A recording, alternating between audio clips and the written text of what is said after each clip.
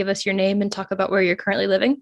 Okay, my name is Paul Knott, and my wife and I live north of Tucson, Arizona, about 25 miles from downtown Tucson.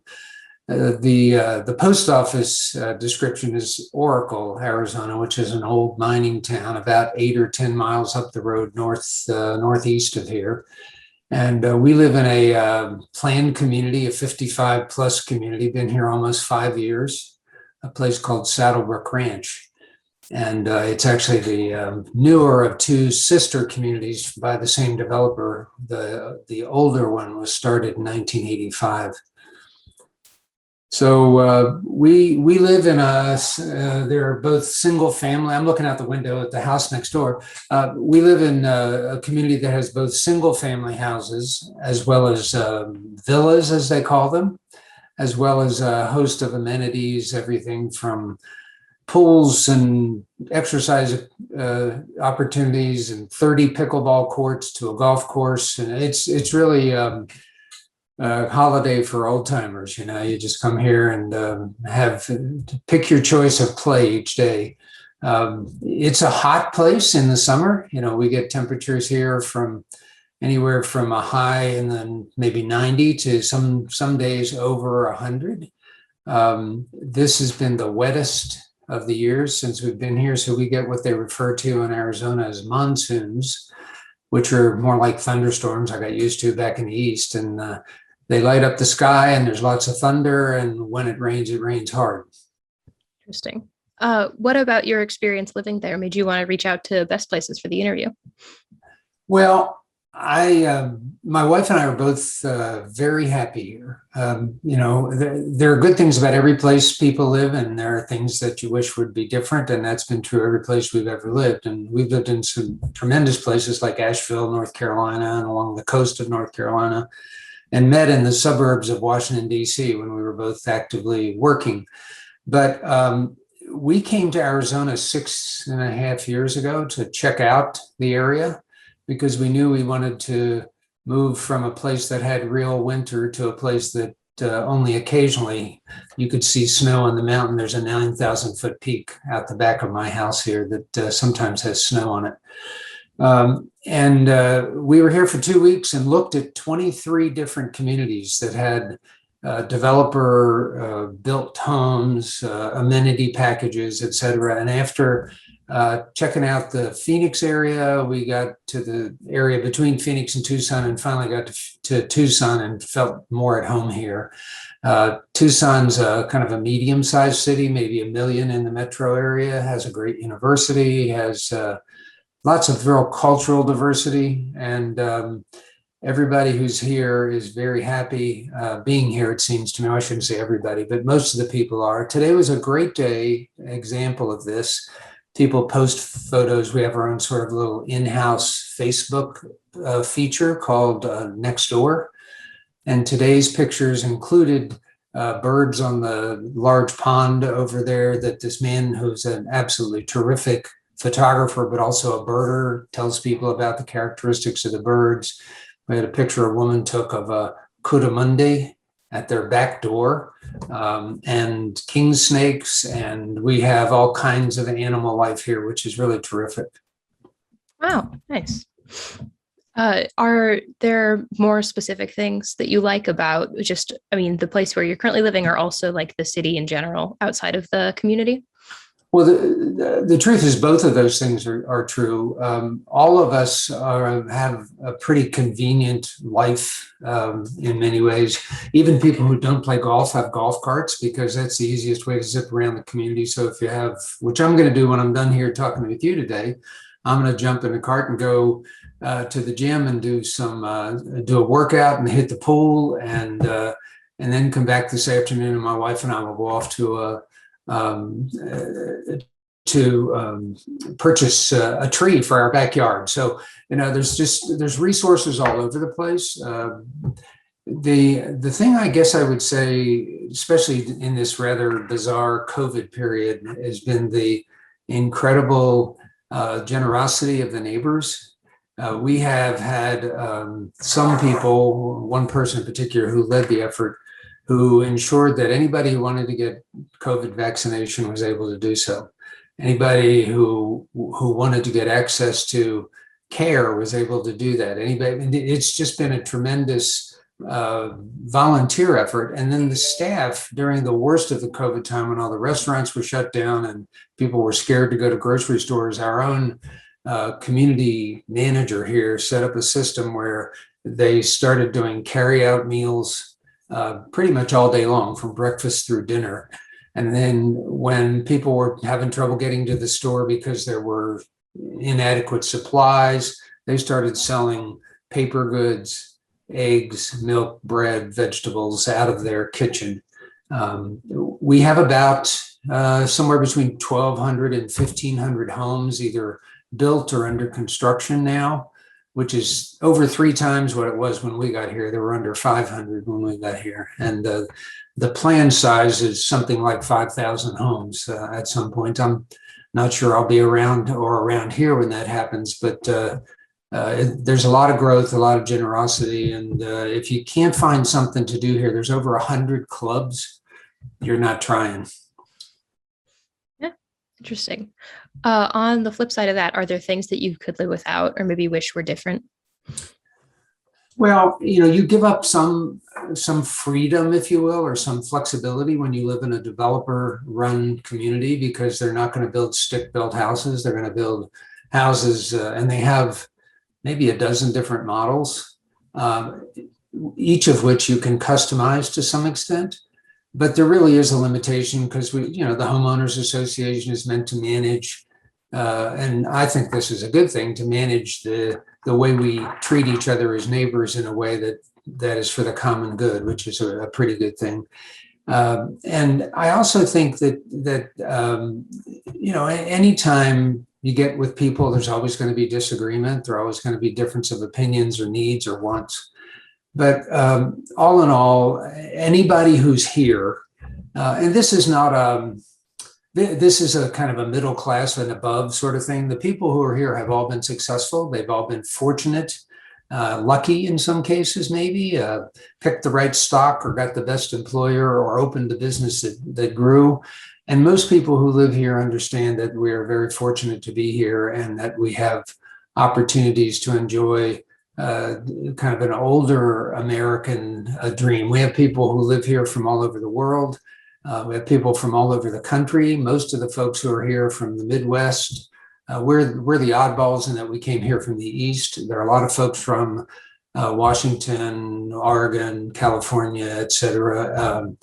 It's been a really interesting experience. And every day you have a little complaint. It doesn't take you long to realize when you look at the mountains or you have a chat with a friendly neighbor that it's a pretty good place to be. Oh, that's great. So would you recommend someone else live there? Well, in fact, my wife and I are participants in what's called a preferred guest program here, which means people who come here to check it out, like we did 6 years ago, have an opportunity to meet some folks who are the buyers, if you will. They're previous customers of that. And it's always fun to hear the stories of why people are interested or not interested as much as they thought they might be in a place like this. And it's also fun for us to explain our story, how we got here and what we thought we would be doing. And my wife is actually day before yesterday, she was with her weekly Mahjong group, which is something my wife had never done before. But she now has these friends, ladies that she plays golf with and plays Mahjong and rides bikes and et cetera. All of whom are trying to help each other navigate this kind of uncharted territory for those of us who are, in our case, over 70. So we do have a pretty good age range. The 55 plus rules here are pretty liberal, and as long as there's one person, I think over 50 in the household, doesn't have to have 2 people, 55 plus. It does have limitations on how many people can stay and how long they can stay as guests in your house. And they also provide some limited access for guests to all of the amenities, while at the same time preserving the hours, the vast majority of the hours, for example, at the pool, for members and residents who live here. We have about a 50-50 mix of year-round residents and snowbirders and people who get in their RVs and take off and go various places or go to a second home somewhere else. But there's a pretty strong group of people who are here for 9 months or more every year. Great. So you mentioned that you moved here from back east. How was that move? Like, was it a huge culture shock, like a big change in your life, or was it just kind of? We had made a couple other moves, but nothing that lengthy and complicated. We had sold our home expecting that we were going to make a move, and of course it sold in about a month, and we were not able to. We had to rent a house for a year while we finished the details, and while this house that we live in here was being built. And it's a long move. I drove across country twice, first with one car and then with my wife in a second car. Moved the furniture into a storage unit, lived temporarily in a suites hotel with our dog and cat so we could get used to being here until the 20 some days passed after we arrived here, and we were able to close on the house and get the keys and move in. I'm not looking forward to moving again. It was a lot of work, and fortunately we actually have a fire department right at the gate, inside the gate of our community. And a lot of those firefighters have part-time jobs, including folks who move furniture. So all you have to do is ask, and you can find a part-time worker to assist you doing those things, whether it's moving furniture or helping in your yard.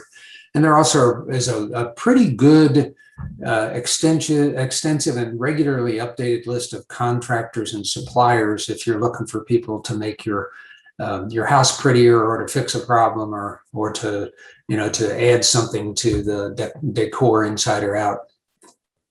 Great, nice. Do you have any advice for people who might be making a similar move, like maybe moving into a community like that, or just moving cross country? Well, as your previous question implied, it's not like just rolling out of bed in the morning and putting your shoes on. It is a lot of adjustment. But the nice thing is everybody in this situation has come from a similar circumstance. They came here from someplace that nobody's from here. I mean, I've got one neighbor that's from Tucson around the corner, and I've got some other friends who didn't grow up here but worked here and went to school here. But pretty much the rest of the people here are from somewhere else. So we're all doing the same thing, and people love to be able to be helpful and to tell their story and to be able to say, well, I figured it out this way.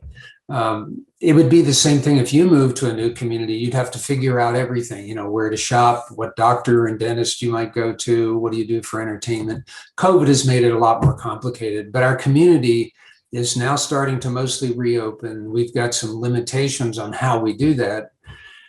For example, we have a whole series of maybe a dozen or so different times a year. They'll have a tribute band or another musical group come to the ballroom in our about 3-year-old clubhouse area.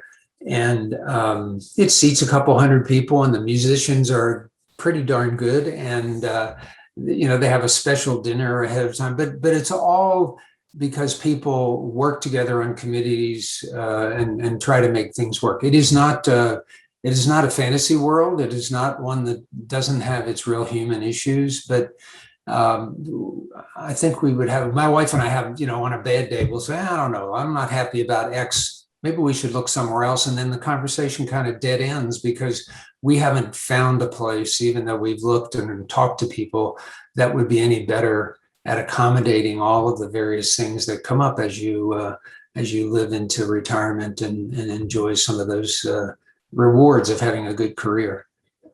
Great, nice. Well, those were all of my questions that I had for today. Before we sign off, is there anything else that you want to share? I can say that your site, the best places to retire kinds of resources are not only available now where they weren't available before. It used to be if it wasn't in print, you didn't know about it, and now there's so many electronic resources and access to information. If you can do a little bit of internet research and make a phone call or two, or communicate via either text or online, you have an opportunity to get most of your questions answered. The thing I guess that I would say to everybody is the adventure has been wonderful. It's great. We're having fun. Every day is part of something that's undiscovered. And we never thought we would be in this kind of situation, whoever wanted to live in one of these, planned communities. And it's turned out that by planning, what we have is access and options that we would not have otherwise have had. If we had stayed where we were before, we would have had to piece together everything from a gym to a place to shop to a club to belong to, and this is pretty convenient, but it's not limiting because we can go into the city, and I volunteer with a couple groups in Tucson. You can have it here if you want it all here and never leave the ranch, as we call this place, or you can leave every day. I have a friend who works as a volunteer several days a week at a local hospital. And, it's just, it's a pretty good way to go. And again, we're very fortunate to be here. And it's kind of cool to be able to talk about it because despite the fact that as humans, we tend to be disgruntled from time to time and unrealistic about what life ought to be like. This has turned out to be really good for my wife, Melanie, and me. Great. Thank you so much for chatting with us. That's lovely. Yeah, it was great fun to talk to you, and thanks for making it. The technology works really well, and you're obviously good at this interviewing thing. Thank you.